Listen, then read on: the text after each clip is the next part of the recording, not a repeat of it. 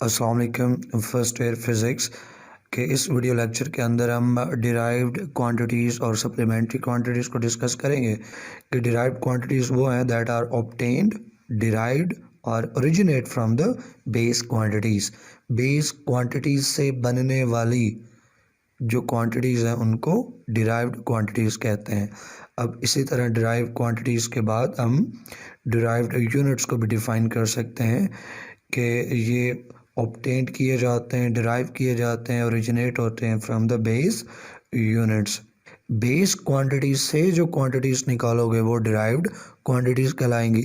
इस तरह base unit से जो आप यूनिट्स निकालोगे वो डिराइव्ड यूनिट्स कहलाएंगे। तो बेस क्वांटिटीज़ का नंबर 7 है, बेस यूनिट्स का भी नंबर 7 है, लेकिन डिराइव्ड क्वांटिटीज़ और उनके यूनिट्स काफ़ी ज़्यादा हैं। इवन अगर एक लिस्ट बनाए इनकी तो इनका नंबर 100 से ऊपर चला जाता है, लेकिन यहाँ पे हम एग्जांपल के तौर पे कुछ ही चीज़ों को कोट करेंगे। तो सबसे पहले जो एग्जांपल है वो है वेलोसिटी की। तो वेलोसिटी नाइन्थ के अंदर आप सीख के आए हो कि that is change in displacement या displacement over time. Displacement distance, distance मतलब लेंथ है, तो ऊपर जो है वो लेंथ है, नीचे टाइम है। लेंथ भी बेस क्वांटिटी है, टाइम भी बेस क्वांटिटी है।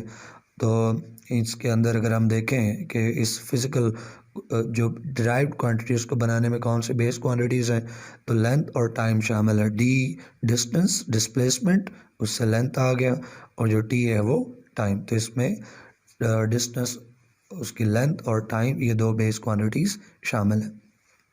अब इसकी ओपन फॉर्म को नहीं, ये ऑलरेडी सिंपलेस्ट फार्मूला है, और इसका यूनिट आप निकालें डिराइव क्वांटिटी का, डिराइव्ड यूनिट निकलेगा। तो ऊपर है डिस्टेंस, डिस्प्लेसमेंट जिसका यूनिट मीटर है, नीचे टाइम जिसका यूनिट सेकंड है, तो मीटर पर सेकंड डिराइव्ड यूनिट आ जाएगा। नेक्स्ट जो क्वांटिटी है डिराइव्ड क्वांटिटी वो एक्सेलरेशन है। एक्सेलरेशन चेंज इन वेलोसिटी को कहते हैं, तो v बाई टी। अब t तो बेस क्वांटिटी है, टाइम, ठीक है, 7 बेस क्वांटिटीज़ में से एक टाइम है t। तो ये हम जानते हैं कि ऑलरेडी बेस क्वांटिटी है, ये फर्दर सिंपल नहीं हो सकता। ऊपर हम देखें तो वेलोसिटी है, वेलोसिटी तो बेस क्वांटिटी नहीं है, तो हम इसको सिंप्लीफाई करेंगे। तब तक हमने फार्मूले को ओपन करते जाना होता है जब तक सारी क्वांटिटीज़ जो हैं वो बेस क्वांटिटीज़ ना आ जाएं। तो वेलोसिटी अभी हमने पढ़ा d बाई टी होता है, तो v की जगह उसका फार्मूला पुट कर दिया d बाई टी। अब आप देख लें कि ये ओपन हो चुका मुकम्मल तौर पे, और इसमें सारी क्वांटिटीज़ बेस क्वांटिटीज़ आ चुकी हैं। ऊपर डी डिस्प्लेसमेंट है जो कि लेंथ होती है, और लेंथ का यूनिट मीटर है, तो मीटर आ गया। नीचे टाइम है, टाइम जो है वो बेस क्वांटिटी है, और इसका यूनिट जो है वो सेकंड है, तो मीटर पर सेकंड। फिर एक नीचे भी टाइम है, तो वो भी पर सेकंड, तो फिर मीटर पर सेकंड स्क्वायर, ये हो गया इसका डिराइव्ड यूनिट। और जहाँ तक कि इसके अंदर बेस क्वांटिटीज़ की बात है, जब आप फार्मूला ओपन कर लोगे तो आपको पता चल जाएगा फ़ौरन कि इसमें कौन से बेस क्वांटिटीज़ हैं। तो डी जो है वो डिस्टेंस यानी लेंथ, तो एक लेंथ इसमें 2 बार टी आया है, 50 बार भी टी हो, बहरहाल वो टाइम है। तो ये जो एक्सेलरेशन है दो बेस क्वांटिटी से मिलके बना है, एक लेंथ और एक टाइम। नेक्स्ट हम देखें तो अगली जो डिराइव्ड क्वांटिटी है वो फोर्स है। फोर्स का जो फार्मूला है वो second law of motion, Newton का सेकंड लॉ ऑफ मोशन, उससे हम निकालते हैं that is F is equal to M A, mass into acceleration. यहाँ पे भी देख लें कि जो ओपन फॉर्म में इसको देखें तो मैस जो है वो ऑलरेडी क्या है, एक बेस क्वांटिटी है, तो मैस फर्दर सिंप्लीफाई नहीं होगा। लेकिन ए एक्सेलरेशन जो है वो बेस क्वांटिटी नहीं है, डिराइव्ड है, तो हम ए को सिंप्लीफाई करेंगे, ठीक है। तो एम को एम की जगह रहने देते हैं, मल्टीप्लाइड बाय एम और ए मल्टीप्लाई हो रहे हैं, तो एम की जगह एम ही आएगा, वो तो सिंप्लीफाई नहीं होगा, बीच में आ जाएगा मल्टीप्लाई। अब एक्सप्रेशन की वैल्यू पुट करेंगे। ऊपर हमने सीखा एक्सप्रेशन होता है v बाई टी, तो ए की जगह हमने लिख लिया v बाई टी। अब फर्दर हम देखें, m जो है बेस हो गया, t टाइम बेस हो गया, लेकिन v जो है वो बेस क्वांटिटी नहीं है, तो अभी ये फर्दर फार्मूला ओपन हो सकता है। v यानी वेलोसिटी की वैल्यू पुट करें। ऊपर हमने पढ़ा वेलोसिटी होता है डिस्प्लेसमेंट ओवर टाइम, तो हमने v की जगह उसकी वैल्यू पुट कर दी। अब जब ये फार्मूला फुल ओपन हो चुका। अब इसमें आप देख सकते हैं कौन सी बेस क्वांटिटीज़ आई हैं। एम जो है वो मैस के लिए है, तो एक बेस क्वांटिटी इसमें मैस हो गई। फिर डी डिस्टेंस डिस्प्लेसमेंट लेंथ के लिए, तो एक बेस क्वांटिटी इसमें लेंथ होगी। 2 बार टाइम आया हुआ है टी, तो तीसरी बेस क्वांटिटी इसमें टाइम होगी। तो जो फोर्स है डिराइव्ड क्वांटिटी है और ये 3 बेस क्वांटिटी से मिलकर बनी है, that are mass, length and time. जहाँ तक बात इनके यूनिट की है, तो मास का यूनिट जो है वो केजी है। एक्सेलरेशन का यूनिट आप ऑलरेडी ऊपर निकाल चुके हैं, मीटर पर सेकंड स्क्वायर। तो यहीं से आप देख लें, एम की जगह आ जाएगा केजी, ए की जगह मीटर पर सेकंड स्क्वायर, तो केजी मीटर पर सेकंड स्क्वायर, किलोग्राम मीटर पर सेकंड स्क्वायर। तो ये जो किलोग्राम मीटर पर सेकंड स्क्वायर है, ये एसआई यूनिट है, एसआई डिराइव्ड यूनिट है। इसको न्यूटन भी कहते हैं। न्यूटन को ट्रिब्यूट पेश करने के लिए किलोग्राम मीटर पर सेकंड स्क्वायर को 1 न्यूटन कह दिया जाता है। नेक्स्ट बेस क्वांटिटी वर्क का जो फार्मूला है वो F इंटू डी। ये भी 9th के अंदर आप पढ़ चुके हैं कि जो वर्क होता है वो फोर्स इंटू डिस्प्लेसमेंट या डिस्टेंस है, तो F इंटू डी। ज़रा इसको भी ओपन फॉर्म में लेके चलते हैं। तो डी जो है वो चूँकि डिस्टेंस है और डिस्टेंस मतलब लेंथ, तो लेंथ ऑलरेडी एक बेस क्वांटिटी है, तो डी जो है वो तो फर्दर बेस में नहीं जाएगा, ऑलरेडी जो है वो बेस क्वांटिटी है।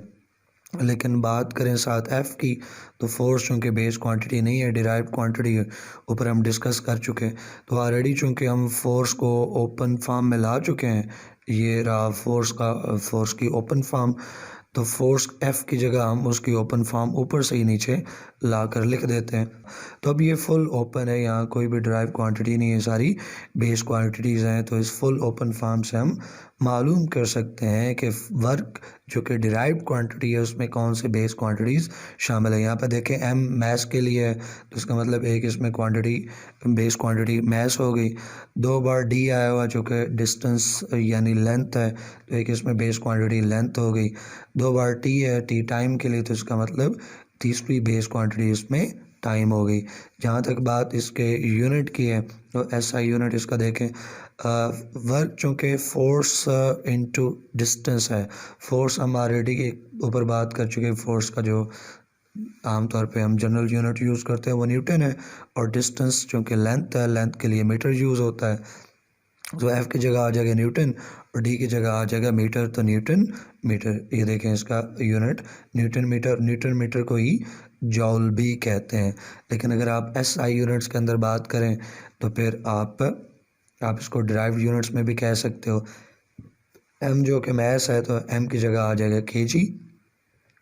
2 दो डिस्टेंस हैं जो आपस में मल्टीप्लाई हो रहे हैं, और ऊपर है, ऊपर होने का मतलब उनकी वैल्यूज़ पॉजिटिव होंगी। 2 डी हैं, मल्टीप्लाई हो रहे हैं, तो एक लेंथ, 2 लेंथ्स मल्टीप्लाई हों, 2 मीटर्स मल्टीप्लाई हो जाए तो मीटर स्क्वायर हो जाएगा। तो एम के लिए आ गया केजी, और डी 2 डी के लिए आ जाएगा एम स्क्वायर। अब 2 टी हैं, दोनों टी जो है वो नीचे हैं, तो वो हो जाएगा जो कि नीचे हैं, तो माइनस में 2 टी हैं तो स्क्वायर में आ जाएगा, तो पर सेकंड स्क्वायर, तो किलोग्राम मीटर स्क्वायर पर सेकंड स्क्वायर एसआई यूनिट्स बन जाएंगे इसके। उसी को न्यूटन मीटर या जॉल भी कहते हैं। अगली और आखिरी बेस डिराइव्ड क्वांटिटी की बात करें तो वो पावर है। ये भी आप 9th के अंदर सीख चुके हो कि पावर जो है वो वर्क बाय टाइम होता है, ठीक है। Work divided by time is power. अब ऊपर हम वर्क को डिफ़ाइन कर चुके हो, ओपन फॉर्म कर चुके हैं, तो हम जो W है, W की जगह ऊपर से उसकी ओपन फॉर्म लेके आ जाएंगे। T ऑलरेडी नीचे बेस क्वांटिटी है, वो तो फर्दर सिंप्लीफाई नहीं होगा, तो T अपनी जगह पर रहेगा, और जो W वर्क है वो ऊपर से ओपन फॉर्म उसकी नीचे हम लेके आते हैं। तो ये हमने पावर के फार्मूला से इसको बिल्कुल ओपन कर लिया, इस तरह ओपन कर लिया कि यहाँ अब तमाम की तमाम जो क्वांटिटीज़ हैं वो बेस क्वांटिटीज़ हैं। तो यहाँ हम देख सकते हैं कि कितनी और कौन सी बेस क्वांटिटीज़ आई हैं। तो यहाँ पे देखें एम है, एम मैस के लिए, तो एक बेस क्वांटिटी इसमें मैस होगी। इसमें 2 डी हैं, डी डिस्टेंस यानी लेंथ, तो एक बेस क्वांटिटी इसमें लेंथ होगी, 3 इसमें टाइम आए हुए हैं, टी हैं, तो वो टाइम के लिए, तो तीसरी बेस क्वांटिटी इसमें टाइम। तो जो पावर है उसमें भी 3 ही बेस क्वांटिटीज़ हैं, मैस, लेंथ और टाइम। जहाँ तक पावर के डिराइव्ड यूनिट्स की बात है, तो ऊपर हम पढ़ चुके कि जी वर्क जो है वो न्यूटन मीटर है, वर्क का यूनिट हम यहाँ पे निकाल चुके न्यूटन मीटर। और नीचे देखें तो न्यूटन मीटर के नीचे टी है जो कि सेकंड है, तो आप कह सकते हो कि न्यूटन मीटर पर सेकंड। न्यूटन मीटर को चूँकि जाउल भी आप कहते हो तो जाउल पर सेकंड भी कह सकते हो, न्यूटन मीटर पर सेकंड भी कह सकते हो, इसी को वाट भी कह सकते हो। अगर आप बिल्कुल ही आप ऐसा ही डिराइव यूनिट्स में बात करना चाहो तो एम की जगह आ जाएगा केजी, और फिर आप देख लो 2 डी हैं ऊपर हैं, मल्टीप्लाई हो रहे हैं, तो 2 डी की जगह 2 एम आ जाएंगे, यानी एम स्क्वायर हो गया। जो कि ऊपर है तो वैल्यू पॉजिटिव में रहेगी, ये नेगेटिव नहीं, वैल्यू पॉजिटिव रहेगी इसकी, ठीक है। -2 यहाँ पे लिखा हुआ है, -2 नहीं हो सकता, +2। तो एम स्क्वायर और फिर तीन टी हैं तो टी क्यूब, टाइम क्यूब, तीनों नीचे हैं तो माइनस में, ठीक है। तो केजी मीटर स्क्वायर और फिर पर सेकंड क्यूब, ठीक है। सेकंड पावर माइनस में क्योंकि तीनों टी नीचे हैं और 3 है तो क्यूब आ जाएगा। इसी को जॉल पर सेकंड और वाट भी कहते हैं। तो ये चंद एक हमने डिराइव्ड क्वांटिटीज़ की बात की है। इसी पैटर्न के ऊपर कोई भी डिराइव्ड क्वांटिटी आपको दे दी गई हो, अगर आप उसको फार्मूला जानते हो और आप उसको ओपन फॉर्म में लिख सकते हो, तो फिर आप ना सिर्फ उसका यूनिट निकाल सकते हैं बल्कि बड़ी आसानी से बता सकते हैं कि उस डिराइव्ड क्वांटिटी के अंदर कौन सी बेस क्वांटिटीज़ मौजूद है। इसके ऊपर कोई शॉर्ट क्वेश्चन या एमसीक्यू बन सकता है कि भाई ये एक डिराइव्ड क्वांटिटी है, आप बताओ इसमें कौन सी बेस क्वांटिटीज़ शामिल है। नेक्स्ट हम बात करते हैं सप्लीमेंट्री यूनिट्स की। आपने मैट्रिक के अंदर सीखा कि 2 तरह के यूनिट्स हैं, बेस यूनिट्स और डिराइव्ड यूनिट्स, ठीक है। बेस क्वांटिटीज़ का यूनिट्स बेस यूनिट्स और डिराइव्ड क्वांटिटीज़ का यूनिट्स डिराइव्ड यूनिट्स। अब एफएससी में जाके आप एक तीसरी तरह की क्वांटिटीज़ भी पढ़ रहे हो जो कि सप्लीमेंट्री क्वांटिटीज़ हैं, और सप्लीमेंट्री क्वांटिटीज़ का जो यूनिट्स हैं वो सप्लीमेंट्री यूनिट्स कहलाते हैं।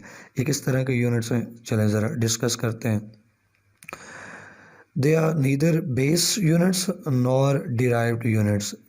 सप्लीमेंट्री यूनिट्स वो हैं जो ना तो बेस हैं ना ही डिराइव्ड है, बल्कि एक तीसरी तरह की टाइप है। हम इनको बेस भी नहीं कह सकते, डिराइव भी नहीं कह सकते। और ये जो सप्लीमेंट्री यूनिट्स हैं ये प्योर ज्योमेट्रिकल क्वांटिटीज़ हैं। ज्योमेट्री में, शेप्स में डिफरेंट तरह की वो सर्कल्स हों, वो रेक्टेंगल्स हों, ट्राइंगल्स हों, स्क्वेयर्स हों, स्फीयर्स हों, किसी तरह के भी ज्योमेट्रिकल शेप है, तो वहाँ एंगल्स को मेजर करने के लिए ये सप्लीमेंट्री यूनिट्स इस्तेमाल होते हैं। तो सप्लीमेंट्री यूनिट्स असल में वो यूनिट्स हैं जो एंगल्स मेजर करके देंगे आपको, और एंगल मेजर करते हो आप ज्योमेट्री के अंदर, तो प्योर ज्योमेट्री के ये यूनिट्स हैं। और इसमें सिर्फ 2 यूनिट्स हैं, इससे कोई ज़्यादा नहीं है। एक यूनिट रेडियन और दूसरा स्टेरेडियन। तो चले हम आगाज़ लेते हैं रेडियन से और डिस्कस करते हैं कि ये क्या चीज़ है। रेडियन को जो सिंबलाइज किया जाता है वो रेड से, RAD रेड, रेडियन के लिए, और ये प्लेन एंगल है। प्लेन एंगल से मतलब 2D के अंदर है, 2 डायमेंशनल ज्योमेट्रिकल शेप्स कि जब आपने एंगल्स मेजर करने होते हैं तो वहाँ आप रेडियन यूज़ कर सकते हो इसको, इसलिए हम इसको प्लेन एंगल कहते हैं। और it is subtended by at the centre of circle, circle के सेंटर के ऊपर सबटेंड होगा। ये तो जारी बात है, हम सर्कल की बात कर रहे हैं यहाँ पे, एग्जांपल के तौर पे ले रहे हैं, तो सर्कल के सेंटर पे एंगल बनेगा, और सेंटर के सर्कल के ऊपर जो एंगल बना रहा है वो कौन बना रहा है, आर्क बना रही है, और वो आर्क लंबाई में, लेंथ में रेडियस के इक्वल है। एक सर्कल, उसका जितना रेडियस है उसकी लेंथ के बराबर आप आर्क ले लो, वो आर्क सेंटर के ऊपर जो एंगल बनाएगी वो एंगल रेडियन कहलाता है। बड़ी आसानी से आपको डायग्राम के अंदर ये तमाम चीज़ें समझ आ जाएंगी, कोई प्रॉब्लम नहीं रहेगी। तो मुख्तलिफ तरह की डायग्राम्स यहाँ मैंने आपके लिए बना रखी हैं, ज़रा देखें। ये एक सर्कल ड्रा किया है, सर्कल के अंदर ये सेंटर हो गया और सेंटर से ये सर्कल तक का जो डिस्टेंस है इसको हमने आर कहा और ये रेडियस है। ये तो आप जानते हैं, बेसिक मैथमेटिक्स है। ये हमने रेडियस ले लिया। अब जितनी इस रेडियस की लेंथ है यानी आर, इस आर के बराबर हम यहाँ पे एक आर्क ले लेते हैं जो मैंने नेक्स्ट डायग्राम में शो किया। यहाँ देखें, ये जो रेडियस है इसको मैंने रेड कलर दिया है, तो यहाँ पे जो आर्क ली है मैंने उसको भी मैंने रेड कलर दिया है ताकि आप ये देख सको कि यही रेडियस जो है वो आर्क है। मतलब कि जितनी रेडियस की लेंथ है उतनी इस आर की लेंथ है। अब ये एक पॉइंट है, इस पॉइंट को, ये दूसरा पॉइंट है आर का, इन दोनों को सेंटर के साथ जोड़ दो तो ये जो एंगल बन रहा है ना, ये angle, that angle is 1 radian. तो यहाँ से लेके यहाँ तक एक आर्क होगी, एक आर्क का डिस्टेंस हमने कवर कर लिया रेडियस के बराबर, तो ये 1 रेडियन था। मैं यहाँ पे नंबरिंग भी कर देता हूँ, दैट इज़ 1 रेडियन।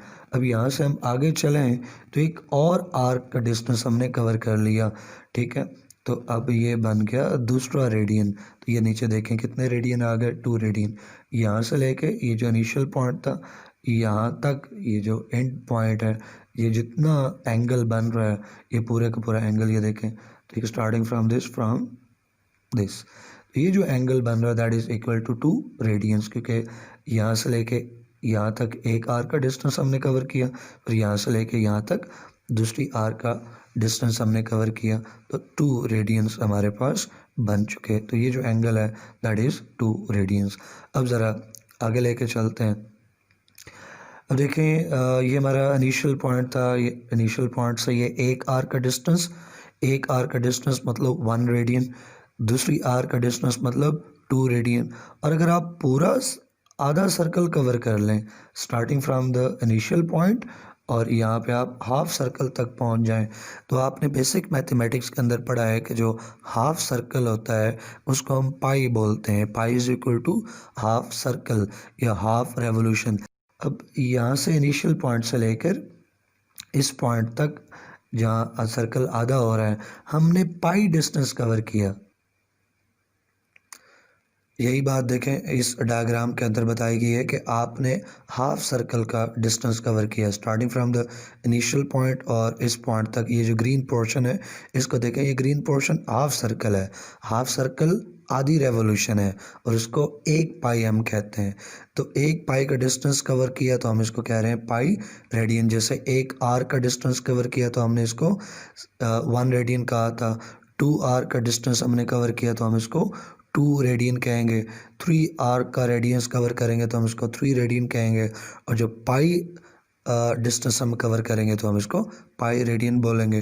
तो पाई रेडियन आधा सर्कल, हाफ रेवोल्यूशन का डिस्टेंस कवर हो गया। अगर हाफ सर्कल में रेडियंस बन रहे हैं पाई रेडियन तो पूरे सर्कल में कितने बन जाएंगे 2 पाई रेडियंस। और इसी बात को नीचे मैंने लिख भी दिया कि 1 रेवोल्यूशन यानी एक चक्कर तभी होगा जब आप पूरे सर्कल में कवर करोगे, घूमोगे। तो 1 रेवोल्यूशन का मतलब है कंप्लीट सर्कल।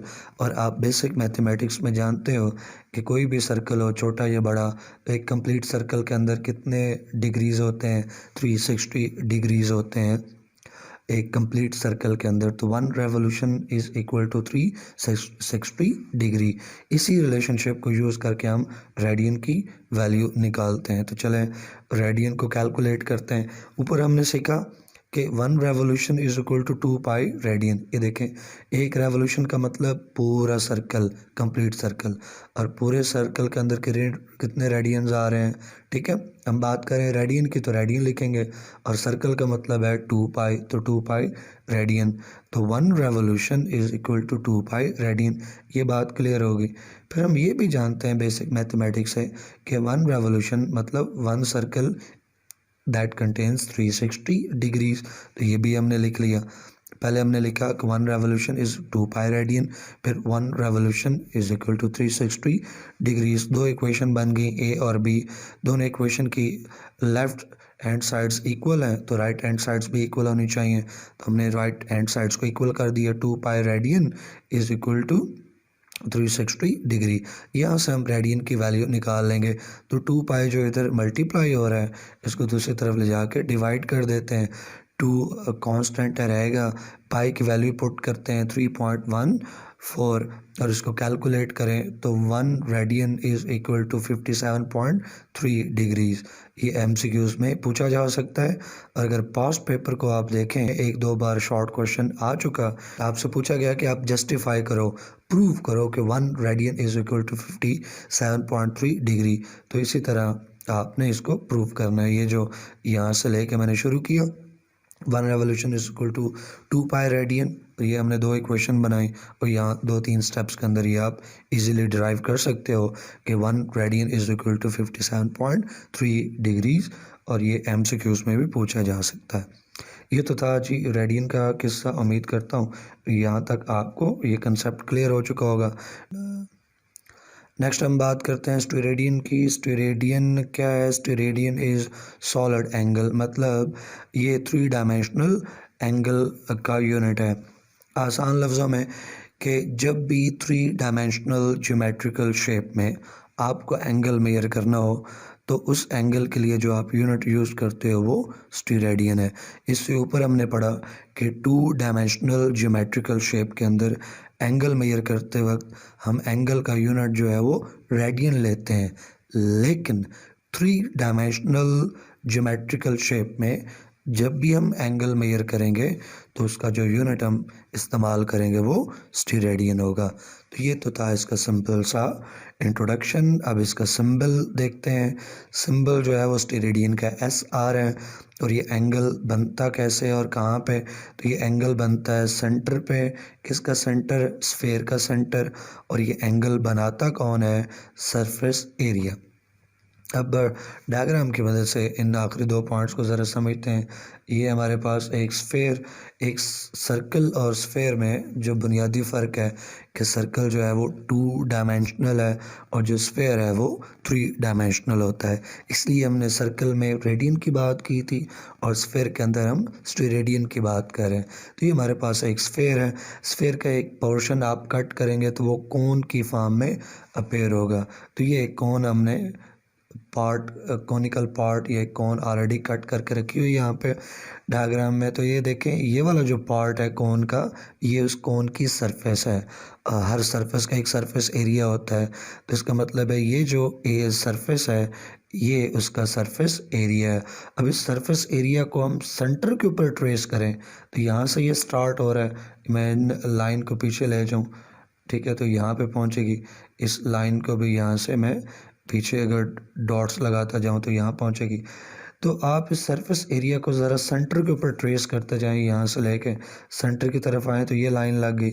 यहाँ से भी आप एरिया को सेंटर की तरफ लेके जाएं तो ये लाइन लगाते लगाते यहाँ पे सेंटर तक आप पहुँच गए। तो ये एक एंगल बन रहा है। मैं यहाँ ऊपर मार्क कर देता हूँ, यहाँ से लेके यहाँ तक ये एक एंगल बना। ये एंगल किसने बनाया? इस एरिया ने बनाया।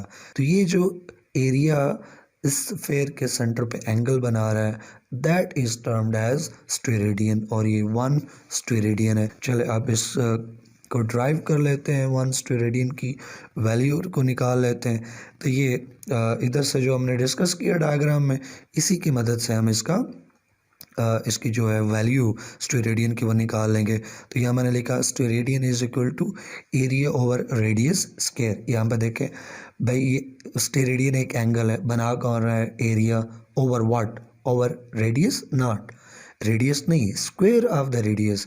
अब देखो, क्योंकि एक रेडियस से काम नहीं चलेगा। एक रेडियस की हम बात करेंगे तो वो तो सिंगल प्लेन हो गया, वो तो रेडियन होना चाहिए।